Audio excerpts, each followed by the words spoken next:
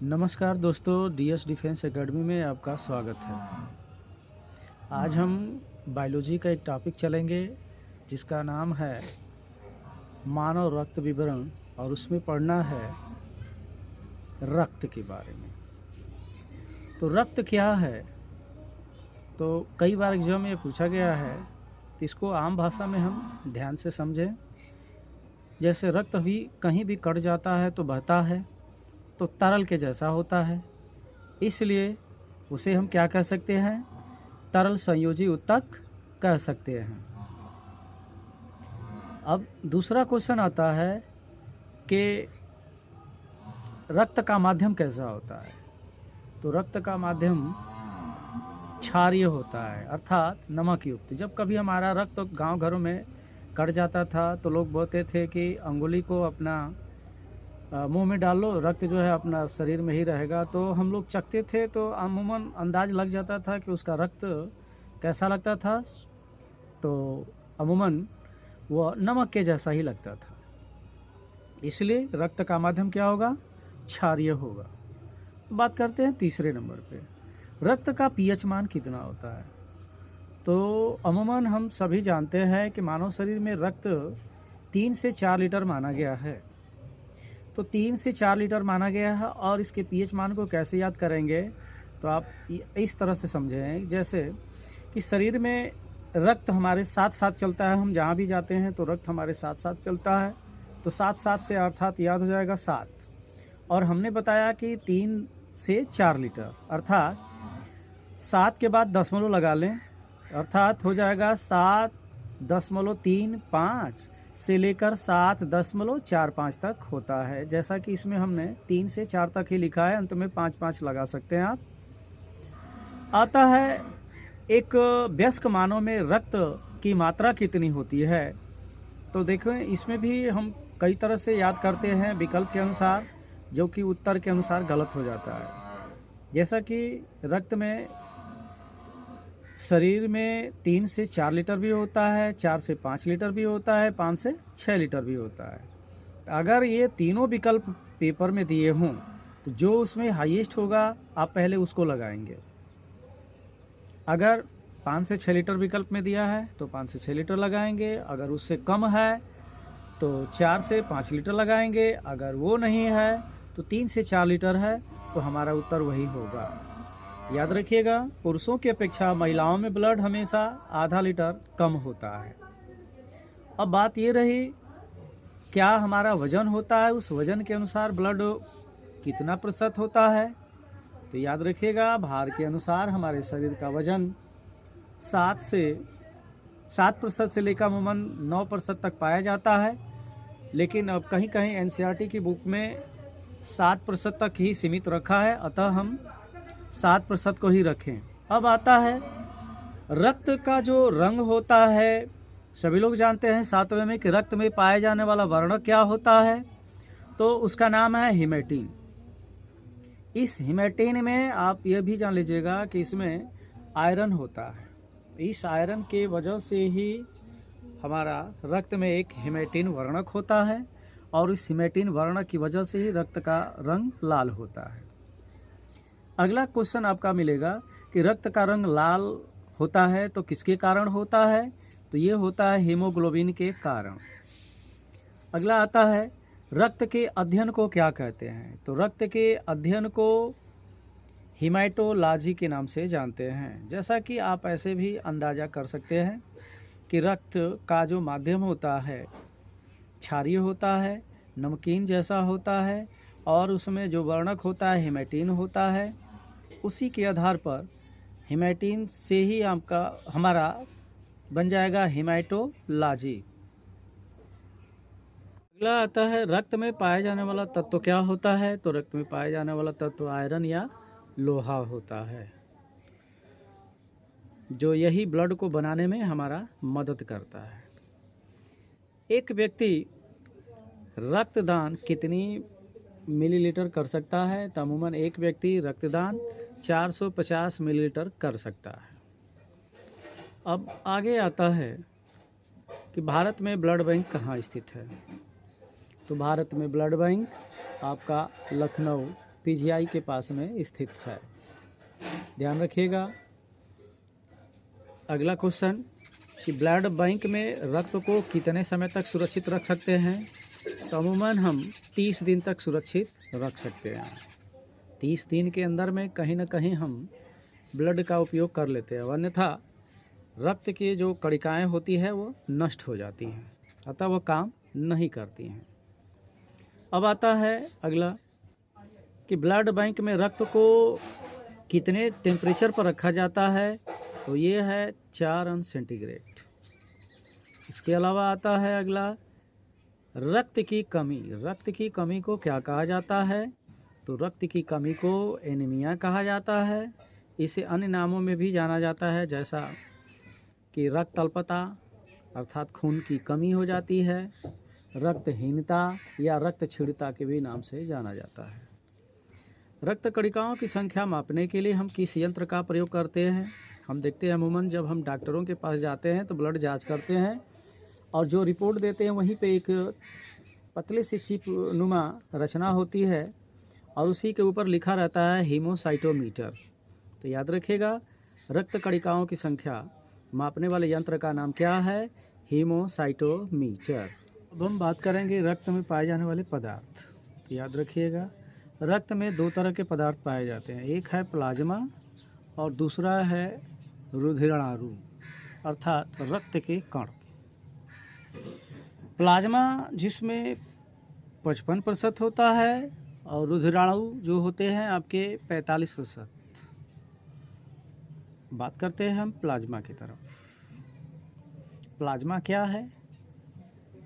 तो इसके बारे में हम सबसे पहले यह ध्यान रखें कि प्लाज्मा रक्त का अजीवित तरल भाग ही प्लाज्मा कहलाता है और इसका रंग हल्का पीला सफ़ेद होता है और इस प्लाज्मा में रक्त का लगभग 50 से 55% पाया जाता है और हल्का जो पीला रंग होता है प्लाज्मा में वह एक प्रोटीन होता है उसमें, जिसका नाम है बिलारुबिन नामक प्रोटीन। इसी की वजह से कई बार एग्जाम में यह पूछा गया है कि बिलारुबिन क्या है? तो प्लाज्मा में पाया जाता है और इसी बिलारुबिन के कारण ही प्लाज्मा का रंग पीला होता है। अब प्लाज्मा में आगे क्या है? तो अगला चौथा पॉइंट है कि प्लाज्मा में लगभग 90% पानी पाया जाता है। ये भी कई बार एग्जाम में पूछा जा चुका है। इसके अलावा 10% में, जिसमें 9% प्रोटीन, वसा, शर्करा और 1% कार्बनिक लवण पाया जाता है। अगला पॉइंट आपका मिलेगा प्लाज्मा से कि प्लाज्मा के अंदर एक प्रोटीन पाया जाता है जिसका नाम है फाइब्रिनोजेन और ये फाइब्रिनोजेन रक्त को जमाने में मदद करता है। अब आते हैं बात प्लाज्मा के कार्य की तरफ। प्लाज्मा का कार्य क्या होता है? तो प्लाज्मा के अंदर पचे हुए जो भोजन होते हैं और हार्मोन्स, इनका संवहन शरीर के सभी भागों में करता है और रक्त को थक्का जमाने में मदद भी करता है। रक्त में जो थक्का जमाने का बात आती है तो रक्त में वो ही प्लाज्मा में जो फाइब्रिनोजेन होता है इसी का जाल बनता है, उसी में रक्त कणिकाएं फंस जाती हैं। कुछ विशेष बात, जैसा कि इसमें लिखा गया है विशेष में कि अगर प्लाज्मा में से फाइब्रिनोजेन नामक जो प्रोटीन होता है अगर उसको निकाल दिया जाए तो शेष भाग क्या कहलाता है? सीरम कहलाता है। अर्थात इसको हमने ट्रिक टाइप में सेट कर दिया कि प्लाज्मा माइनस फाइब्रिनोजेन प्रोटीन बराबर सीरम। याद रखिएगा सीरम क्या है?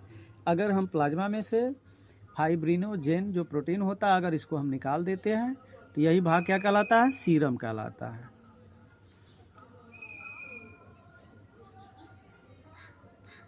अब जो हमारा प्लाज्मा का पूरा ये चर्चा हो गया, तो प्लाज्मा के बाद अब आते हैं हम दूसरे इसके पार्ट रुधिराणु के बारे में, अर्थात रक्त कणिकाओं के बारे में।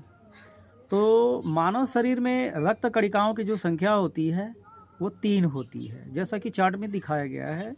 पहला आता है आरबीसी, दूसरा आता है डब्ल्यूबीसी और तीसरा आता है प्लेटलेट्स। अर्थात आरबीसी का पूरा नाम क्या है? ये पेपर में बार बार पूछता है। तो आरबीसी का पूरा नाम है रेड ब्लड कार्पल्स और डब्ल्यूबीसी का पूरा नाम है वाइट ब्लड कार्पल्स। और तीसरा आपका है प्लेटलेट्स अर्थात रक्त बिंबाणु, इनको हिंदी में कहा जाता है। जैसा पहला है आरबीसी तो इसे हिंदी में कहा जाता है लाल रक्त कणिकाएं, और डब्ल्यूबीसी का जो हिंदी में नाम है सफ़ेद रक्त कणिकाएं, और तीसरा रक्त बिंबाणु। बात करते हैं लाल रक्त कणिकाएं जिन्हें कहा जाता है इंग्लिश में आरबीसी। आरबीसी का मतलब होता है रेड ब्लड कार्पल्स। सबसे पहले बात करते हैं लाल रक्त कणिकाओं का वैज्ञानिक नाम क्या है। तो लाल रक्त कणिकाओं का वैज्ञानिक नाम एरिथ्रोसाइट है। क्या नाम है? एरिथ्रोसाइट है। अब बात करते हैं हम कि लाल रक्त कणिकाएं, इनका जो निर्माण होता है कहाँ कहाँ पर होता है। तो याद रखिएगा, लाल रक्त कणिकाएं जब भी किसी भी जीव का भ्रूणावस्था बनता है तो उस भ्रूणावस्था के समय में लीवर या यकृत या जिसे हम जिगर भी कहते हैं के द्वारा बनता है। और जब हम वयस्क हो जाते हैं तो उस समय लाल रक्त कणिकाओं का निर्माण अस्थि मज्जा या बोन मैरो में होता है। आगे बात करते हैं लाल रक्त कणिकाओं का जीवन काल कितने दिन का होता है। तो लाल रक्त कणिकाओं का जीवन काल 20 से 120 दिन होता है। अब बात आती है आगे कि लाल रक्त कणिकाओं कहाँ पर जाकर समाप्त हो जाती है। 20 से 120 दिन के बाद लाल रक्त कणिकाएं कहाँ पर जाकर समाप्त हो जाती हैं। तो याद रखिएगा, लाल रक्त कणिकाएं हमारे शरीर में एक जगह का नाम है प्लीहा या स्प्लीन या तिल्ली, यहीं पे जाकर के ये समाप्त हो जाती है। इसी कारण यहाँ पे अब विशेष पॉइंट आपको डाला गया है जो विशेष हैं, पेपरों में बार बार पूछे जाते हैं। जैसा कि विशेष में पहला लिखा गया है लाल रक्त कणिकाओं का कब्रगाह प्लीहा, स्प्लीन या तिल्ली, कभी कभी यकृत में भी जाकर ये समाप्त हो जाती हैं। तो याद रखिएगा, लाल रक्त कणिकाओं का कब्रगाह प्लीहा या स्प्लीन या जिगर को ही प्लीहा या स्प्लीन या तिल्ली को ही कहा जाता है। लाल रक्त कणिकाओं का जो आकार होता है कैसा होता है, तो वो होता है उभयावतल होता है तथा इनमें केंद्रक नहीं पाया जाता। लेकिन इसका एक अपवाद भी है, जिसमें कौन कौन से हैं जीव, ऊंट और लामा, इनमें ये अभी स्तनधारी हैं लेकिन इनके रक्त में क्या पाया जाता है, केंद्रक पाया जाता है। जबकि अन्य किसी भी जीव में जिनमें लाल रक्त कणिकाएं पाई जाती है उनमें केंद्रक नहीं पाया जाता है। अगला बात करते हैं प्लीहा। प्लीहा को लाल रक्त कणिकाओं का बैंक भी कहा जाता है। अर्थात बैंक में जिस प्रकार से हम पैसे का लेन देन करते हैं ठीक उसी तरह से हमारी लाल रक्त कणिकाएं प्लीहा में जाकर समाप्ति भी हो जाती है और इनके बनाने में प्लीहा का ही विशेष योगदान होता है। अब लाल रक्त कणिकाओं का जो रंग लाल होता है वो किसके कारण होता है, तो पीछे भी हम पढ़े हैं, हीमोग्लोबिन के कारण होता है। अब आरबीसी का मुख्य कार्य क्या है, तो आरबीसी का मुख्य कार्य क्या है कि शरीर के सभी कोशिकाओं में ऑक्सीजन का परिवहन करती हैं तथा CO2 गैस को वापस लाते हैं। लाल रक्त कणिकाओं से और जुड़े हुए भाग हैं जिनके बारे में आपको बता देते हैं। काकरोच। काकरोच ऐसा जीव है जो आर्थ्रोपोडा संघ का ये जंतु है, और आर्थ्रोपोडा का संघ का ये जंतु है। लेकिन अगर देखेंगे काकरोच में तो जो ब्लड होता है वह कैसा होता है, सफ़ेद होता है। कई बार एग्जाम में ये भी पूछा जा चुका है कि काकरोच में रक्त कैसा होता है, काकरोच के ब्लड का। तो याद रखिएगा, उसका रक्त जो है सफ़ेद होता है, और यह सफ़ेद किसके कारण होता है, हीमोलिम्फ के कारण होता है। इसके अलावा एक और जीव आता है ऑक्टोपस, जिसमें 8 भुजाएं होती है। इसके बारे में भी जानते हैं आप। तो ऑक्टोपस में 8 भुजाएं होती है, और इस ऑक्टोपस का भी रंग कैसा होता है, तो नीले रंग का होता है। आगे बात करते हैं रक्त की संख्या का कम होना। जैसे शरीर में हमारा ब्लड कम होता है तो यह एक रोग हो जाता है जिसको हम हीमोलाइसिस के नाम से जानते हैं। इसके अलावा है आगे, सोते समय आरबीसी की जो संख्या होती है 5% घट जाती है। जबकि यही काम हम पहाड़ों पर चढ़ते हैं तो 30% तक बढ़ जाती है। अब यहाँ से एक बात निष्कर्ष निकल कर आता है कि जब इंसान सोता है तो लाल रक्त कणिकाओं की संख्या घटने लगती है, लेकिन अगर यही हम जब दौड़ते हैं तो लाल रक्त कणिकाओं की संख्या बढ़ जाती है।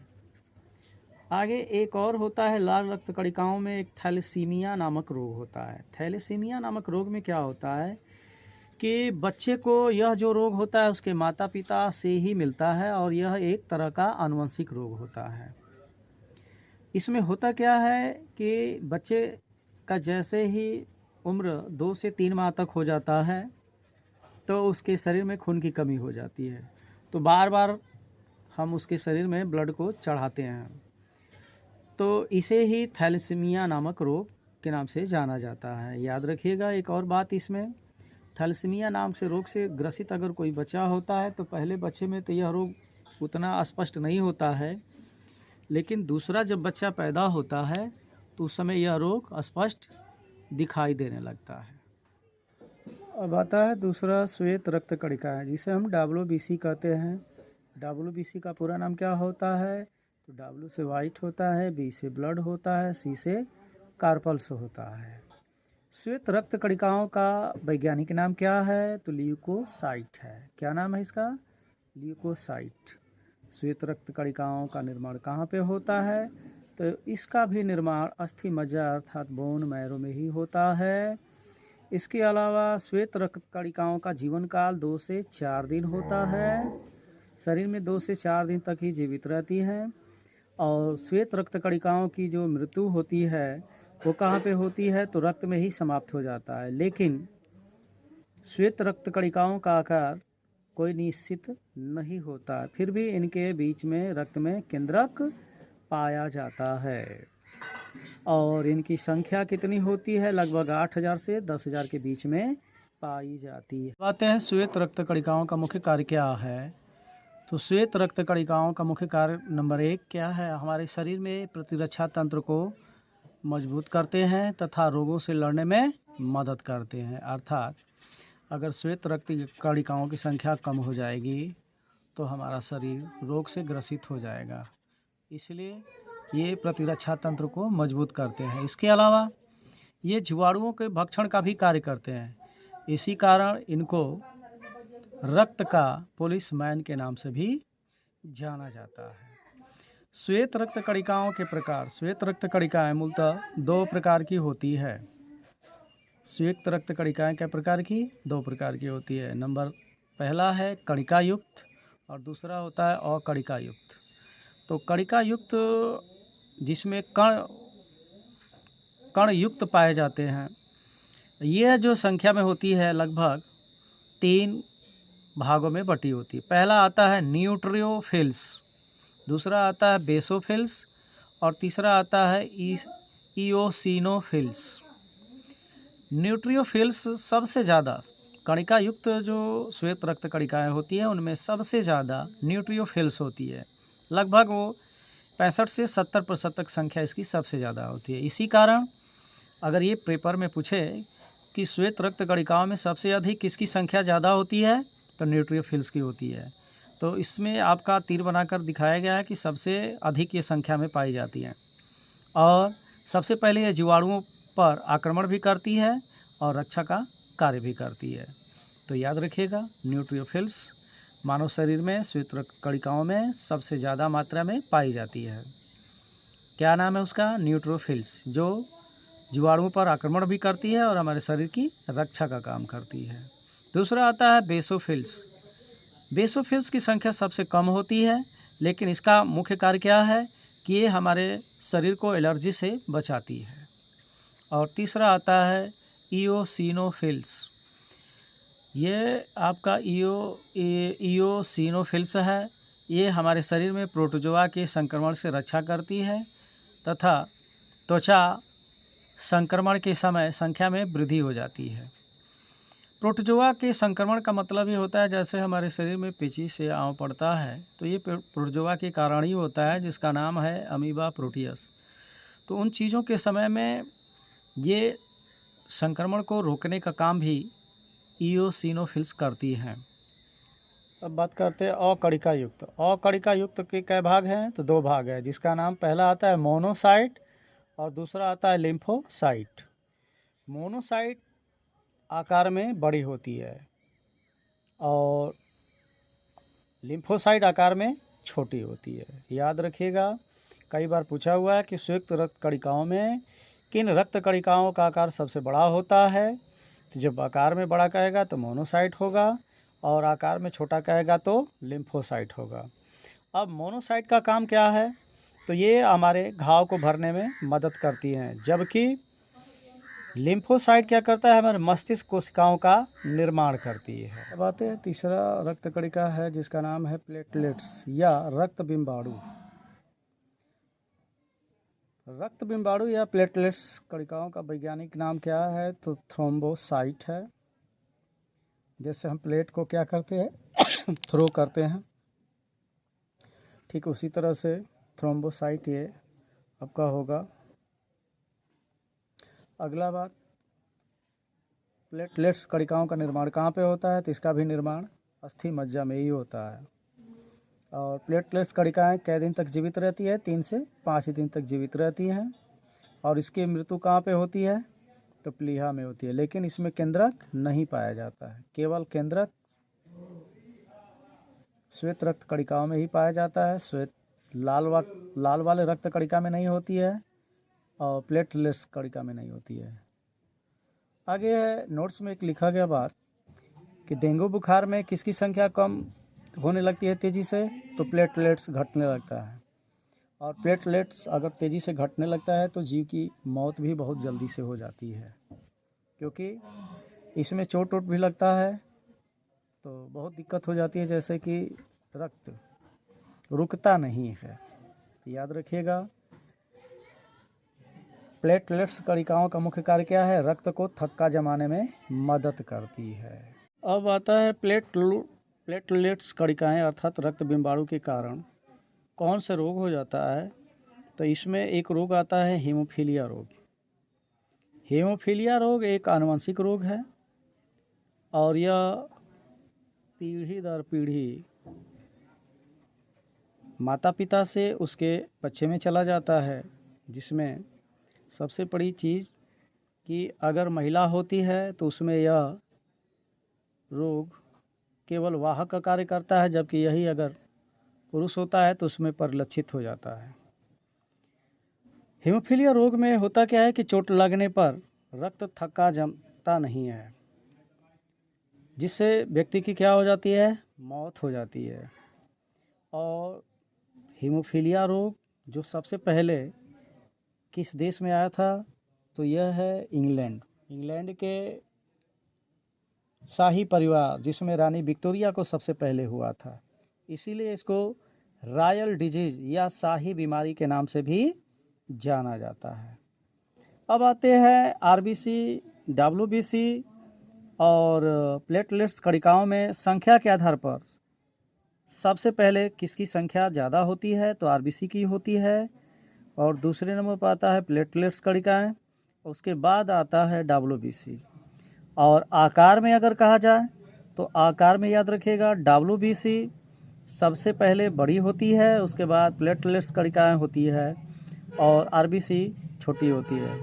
इस प्रकार से आप याद कर सकते हैं कि जो संख्या के आधार पर कणिकाओं का जो व्यवस्थित क्रम होता है, उसी का रिवर्स अगर कर दें तो हम आकार में उसका बड़ा पकड़ सकते हैं। और लाल रक्त कणिकाओं डब्ल्यूबीसी और प्लेटलेट्स कणिकाओं के बीच में अनुपात क्या होता है?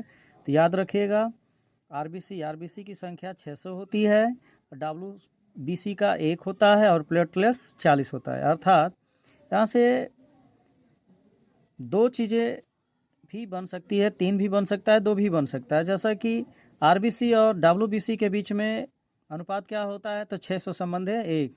अर्थात इसका मतलब ये हो गया कि अगर डब्ल्यूबीसी की कणिका अगर 1 होगी तो उसके आधार पर लाल रक्त कणिकाओं की संख्या 600 होनी चाहिए। और डब्ल्यूबीसी का प्लेटलेट्स के आधार पर अगर अनुपात हो जाएगा तो 1 संबंधी 40, अर्थात 1 डब्ल्यूबीसी रहेगी तो उस पर प्लेटलेट्स कणिकाओं की संख्या 40 होनी चाहिए। इसी आधार पर हमारे शरीर में लाल रक्त और सफ़ेद और प्लेटलेट्स कणिकाओं का अनुमान किया जाता है।